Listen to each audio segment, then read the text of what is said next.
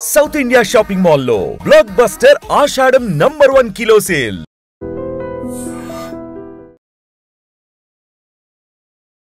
Welcome to I dream think again.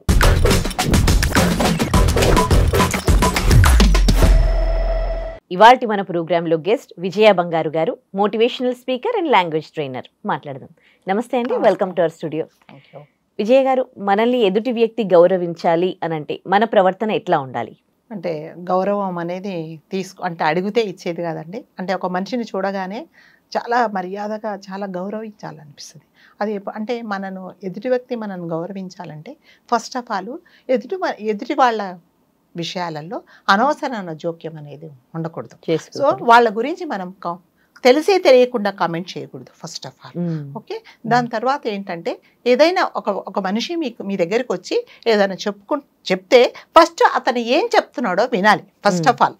నాకు అన్ని నాకు తెలుసు అది అలా. అంటే కొంతమంది ఏం చేస్తారంటే, ఇప్పుడు సపోజ్ మీరు నా దగ్గరకు వస్తారు, మేడం ఇలా జరిగింది అంటే ఫస్ట్ నేను వినాలి కదా. వింటే మీరు ఏం చేస్తారంటే నాకు కూడా ఒక ఐడియా వస్తుంది, మీ విషయాలు ఏమిటి అనేది నాకు తెలుస్తుంది. కొంతమంది ఏంటంటే చెప్పగానే కొంచెం మొదలు పెట్టగానే వాళ్ళని ఇంకా చెప్పనియరు అనమాట. అప్పుడు ఇంకా ఏం అంటే నా మీద మీకు ఏం గౌరవం ఉంటుంది చెప్పండి. అంటే నన్ను మీరు గౌరవించాలి అంటే first of all second person చెప్పేది ఎవరైనా సరే, సెకండ్ పర్సన్ చెప్పేది ఫస్ట్ ఓపిక్గా వినాలి, అందులో నిజాలు ఏమిటో తెలుసుకోవాలి. దాని తర్వాత నీకు తెలిసితే సలహా ఇవ్వాలి, లేకపోతే బాబు నాకు తెలియదు అంటారు కదా, నువ్వు పెట్టకపోతే పెట్టే ఇల్లు చూపించమంటారు. అంటే మనకు తెలిస్తే మనం చెప్పాలి, తెలియకపోతే బాబు నాకు ఇంతవరకు తెలుసు, అమ్మ నాకు ఇంతవరకే తెలుసు, నీకు కావాలి అంటే ఇదిగో పలానా వాళ్ళు ఉన్నారు, పలానా వాళ్ళ దగ్గరికి అంటే నా మీద మీకు గౌరవం పెరుగుతుంది. నాకేం తెలుసండి నా దగ్గరికి వచ్చావు, నన్ను ఎందుకు అడుగుతున్నావు అంటే మీరేం చేస్తారు? ఎవరో చెప్పారు పలానా మేడం దగ్గరికి వెళ్తే, లేకపోతే ఉదయశ్రీ దగ్గరికి వెళ్తే మీకు ఏదో సలహా ఇస్తారండి, తనకి పలాని వాళ్ళు తెలుసు అని అంటారు. నేను వచ్చి మిమ్మల్ని ఉదయశ్రీ మీకు తెలుసా అంటే నాకేం తెలుసండి, మీకు ఎవరు చెప్పారు నాకు తెలుసు అంటే ఇంకా నేనేమంటాను కదా. నా మీద మీకు ఏమన్నా గౌరవం ఉంటుందా? అవునా చెప్పారండి, వాళ్ళకి అలా అనుకున్నారమ్మా, నాకు తెలియదండి, ఇదిగో పలాని వాళ్ళు నాకు తెలుసు, వాళ్ళ దగ్గరికి వెళ్ళండి, లేకపోతే నాకు తెలియదండి. ఈ లోపల ఏదన్నా కనుక్కొని తెలిస్తే మీకు చెప్తారు. అప్పుడు ఎప్పుడు గౌరవిస్తారా లేదా? ఆబ్వియస్లీ. అందుకని మనం మాట్లాడే పద్ధతిని బట్టి అంటే ఎదుటి వ్యక్తి చెప్పేదాన్ని మనం వినేదాన్ని బట్టి కూడా మనకు గౌరవం ఉంటుంది. సెకండ్ అంటే మన వేషధారణ.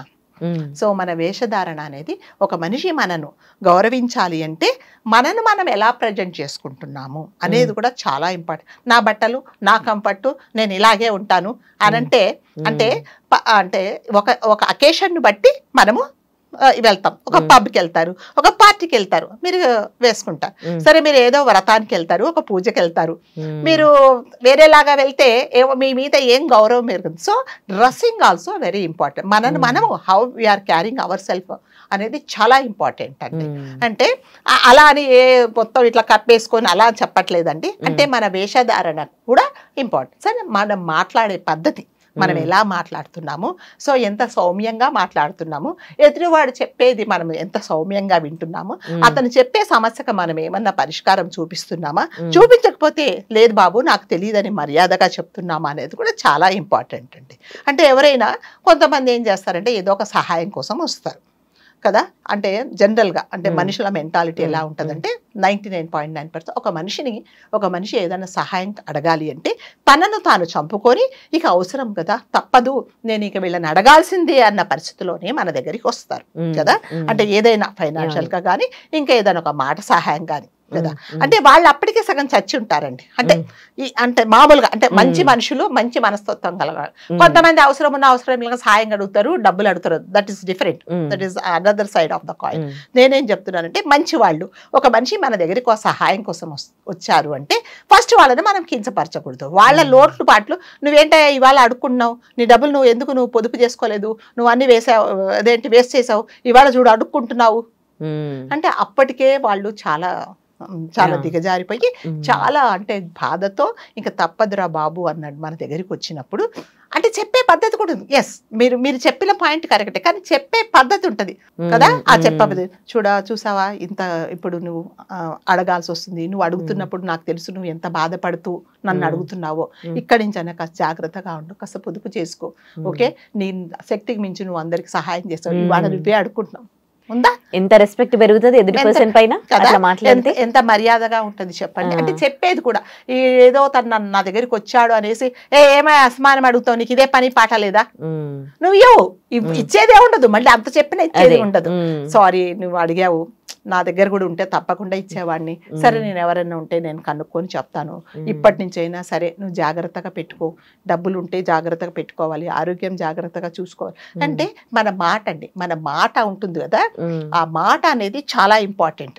ఆ మాట తీరు అంటారు కదా, ఆవిడ మాట తీరు చాలా బాగుంటుందండి అంటారు. ఇంకొకటి ఏంటంటే కొంచెం పెలుసుగా మాట్లాడతారు అంటారు కదా, కర్ర వేసేసి పొయ్యిలో పెట్టేసినట్టు, అంటే నేను కుండ బద్దలు కొట్టినట్టు మాట్లాడతాను అంటే ఎస్ మాట్లాడాలి, కానీ అది సమయము సందర్భం అనేది ఉంటుంది అనమాట కదా. కుండ బద్దలు కొట్టినట్టు చెప్పకుండా మాట్లాడాలి, ఎప్పుడు ఆ పరిస్థితిని బట్టి మాట్లాడాలి మనం. అంతేగాని నువ్వు సిగ్గులేదా, నువ్వు అప్పులు చేస్తావు, ఎప్పుడు చూసినా కూడా అప్పులు చేసుకుంటూ ఉంటావు, ఇవాళ మీ ఆవిడ ఆరోగ్యం అలా అందరిని అడుక్కుంటున్నావు, కుండ బద్దలు కొట్టారు, కానీ అతను ఎంత బాధపడుతున్నాడు, అతనికి తెలిసింది అయ్యో నేను ఇవాళ పొదుపు చేసుకోలేదు, నేను అందుకనే అడుగుతున్నానని మన దగ్గరికి వచ్చినప్పుడు మనం చెప్పే పద్ధతి కూడా ఉంటుందండి. ఒక మనిషిని గౌరవించాలి అంటే ఇవన్నీ కౌంట్ అవుతాయి కదా, అన్ని కౌంట్ అవుతాయి. అంతేగాని మన నోటికి వచ్చినట్టు మనం మాట్లాడేసి ఉచిత సలహాలు ఇచ్చేసి వాళ్ళను కించపరిచేసి వాళ్ళను అవమానిస్తే వాళ్ళను అలాంటి వాళ్ళ మీద గౌరవం ఏం పెరగదండి. అప్పుడు నేనేమంటానంటే ఉదయశ్రీ దగ్గరికి వెళ్ళానండి, హెల్ప్ చేయలేదు కానీ నాకు చక్కటి మాటలు చెప్పిందండి, ఈసారి నేను జాగ్రత్తగా ఉండాలి, తనకు చేత కాదు లేకపోతే హెల్ప్ చేసేది నేను చెప్తాను, మీరు నాకు ఇవ్వకపోయినా కదా, అదే ఇలా పిచ్చి పిచ్చిగా మాట్లాడారు అనుకోండి నేనేం గౌరవిస్తాను. సో ఎదుటి మనిషి గౌరవం అనేది ఇచ్చిపుచ్చుకోవటం అనేది మన మాట తీరును బట్టి ఉంటుంది. ఇంకో విషయం ఏంటంటే ఇప్పుడు మనుషులు అట్లా ఉన్నారా, మాట తీరుని వాళ్ళని చూసి వాళ్ళ ప్రవర్తన గౌరవం ఇచ్చే రోజులు ఉన్నాయా ఇప్పుడు? ఎందుకంటే డబ్బు విలువ ఉంటేనే విలువ ఇస్తున్నారు. మీకు డబ్బు ఉందనుకోండి మీతో ఉండే విధానం వేరే ఉంటుంది, నా దగ్గర డబ్బు లేదనుకోండి నన్ను వాళ్ళు ట్రీట్ చేసే విధానం వేరే ఉంటుంది. మారిపోయారు కదా, అందరూ అలా ఉండారండి, అందరూ అలా ఉంటారు.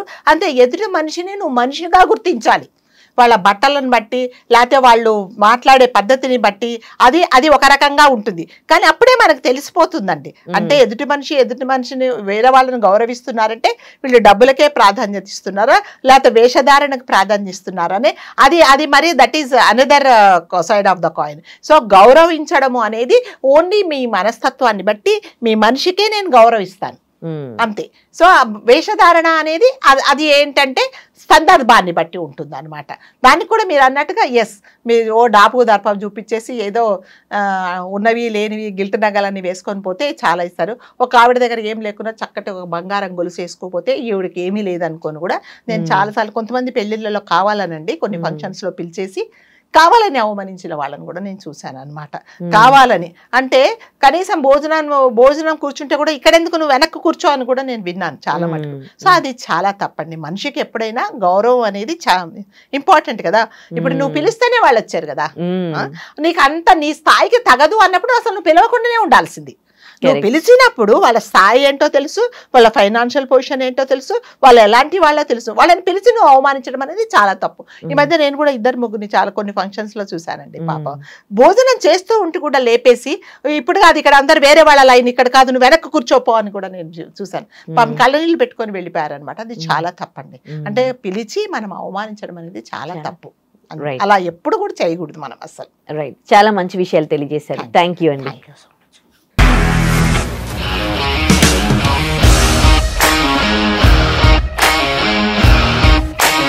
ఇండస్ట్రీలో కమిట్మెంట్ ఇష్యూస్ వస్తే నీకు కూడా వచ్చినట్టు మార్నింగ్ తీసుకెళ్ళాలంటే కొట్టి పడేసాడు.